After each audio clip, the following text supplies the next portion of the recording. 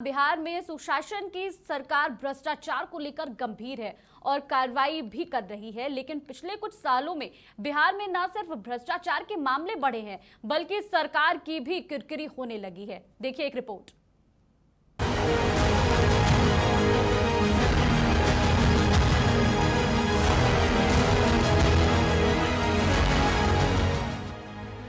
Crime, corruption और communism में किसी भी सूरत में समझौता नहीं करने का ऐलान करने वाले मुख्यमंत्री नीतीश कुमार के बिहार में भ्रष्टाचार पर लगाम लगती नहीं दिख रही है।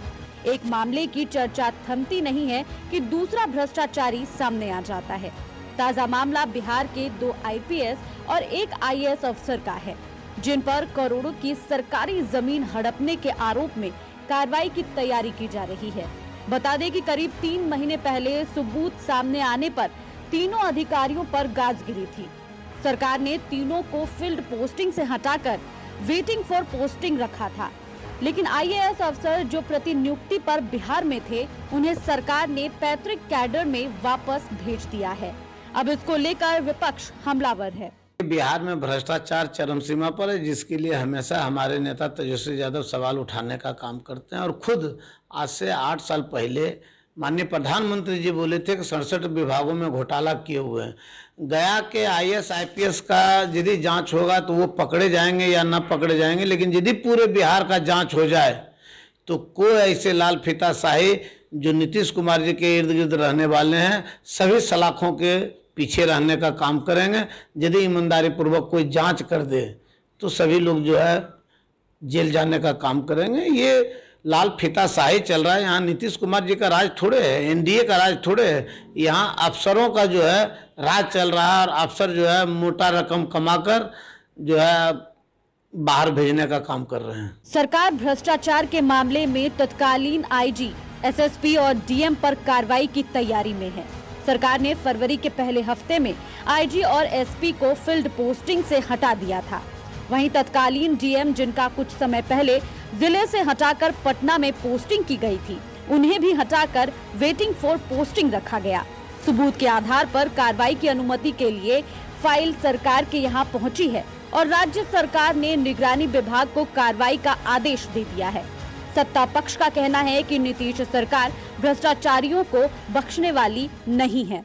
सरकार सुशासन की सरकार है और स्वच्छ प्रशासन देती है, और कोई भी गलत काम करता है तो इस राज्य में नहीं बचता है, उस पर कार्रवाई होती है। पहले भी आपने देखा है कि जिलाधिकारी को जेल भेजा गया, एसपी को भी जेल भेजा गया है।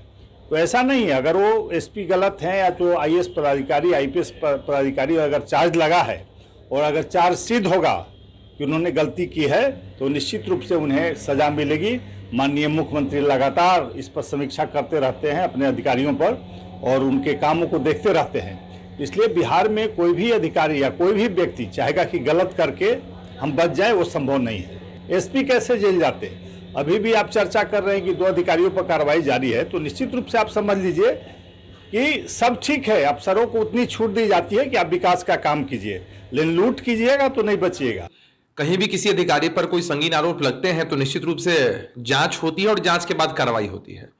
बिहार अब उस दौर में है जब नीतीश कुमार जी के राज में भ्रष्टाचार, करप्शन के साथ कोई समझौता नहीं किया जा सकता है, और इसी बाबत अगर किसी भी अधिकारी पर आरोप लगे हैं तो निश्चित रूप से उन पर कार्रवाई होगी।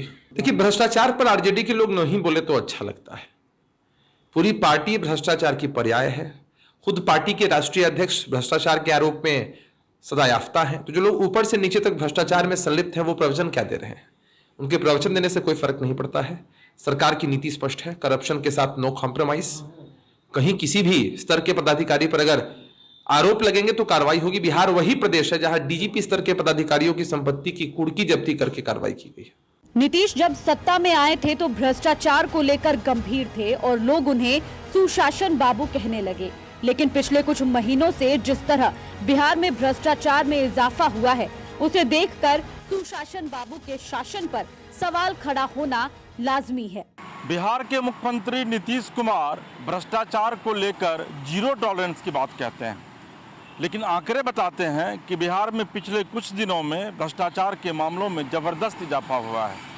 तो क्या यह माना जाए कि भ्रष्टाचार को लेकर जो मुख्यमंत्री का दावा है कि न वह किसी को फंसाते हैं और न किसी को बचाते हैं, वो पूरे तरीके से महज एक दावा भरी है। पटना से कैमरा पर्सन प्रभात के साथ इसके राजीव, समाचार प्लस।